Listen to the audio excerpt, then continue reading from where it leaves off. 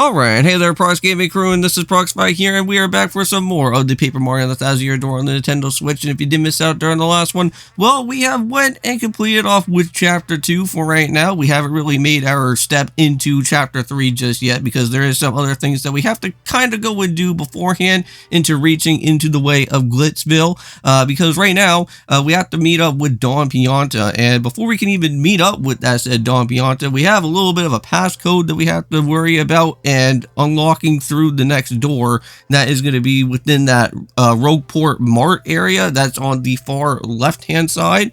Now we haven't really went and ever did too much exploration around through there within the left side of Rogueport, but there is going to be quite a bit of star pieces that we're going to be encountering, and that is what we are going to be pertaining out here for today. Is that majority of this set episode is going to be with us going after a whole bunch of different star pieces. So we're already went and starting off our time right now in this episode, coming back here to the good old forsaken Great Boggly Tree, this big huge annoying maze level that we had to go through for like the past couple of episodes. But now all that we have to go and do right now is just be on our way to search for these leftover star pieces. And while we are doing so within these two videos for our time, not only are we just going to be doing it out here with Paper Mario and the 1000-Year Door, but we're also of course going to be jumping on into some more of Final Fantasy X, heading on into more of that Via Perifico area and unlocking some more of our partners so that we can go and use them once again to make sure that we can go and defeat some other enemies that are going to be heading on inside within that said area. Now that place in itself is going to be somewhat of a maze too, so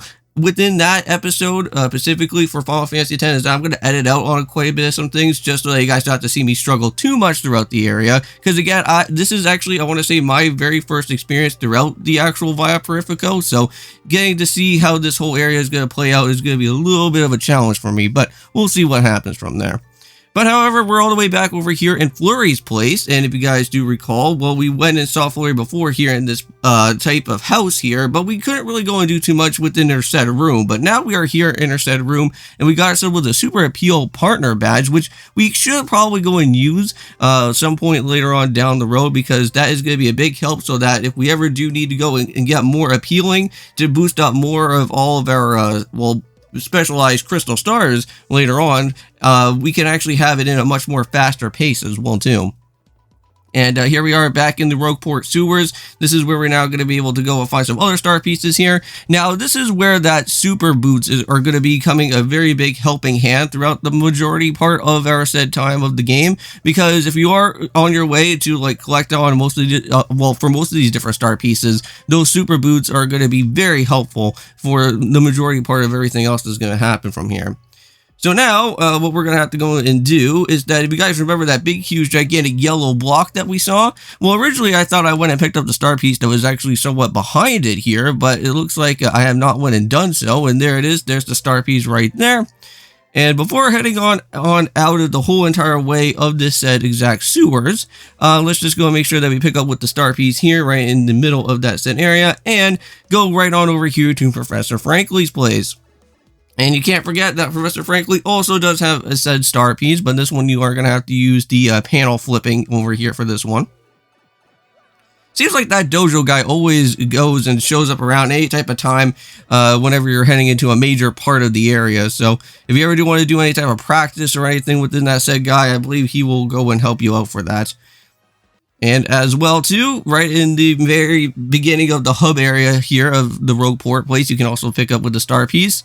Now here we are on the left hand side of this said area, and there is so much amount of star pieces that we're going to have to go and pick up on all of these guys here. So yeah, so there's two of them right in front of each other. And not only that, but then you also have one star piece that is going to be just right around where this type of trash can is at. Picking up with that one. And not only that, but we do have one more to go for. And that is going to be right around where the arcade place is going to be. And let's just make sure that we jump on that. And there we go, got on our star piece.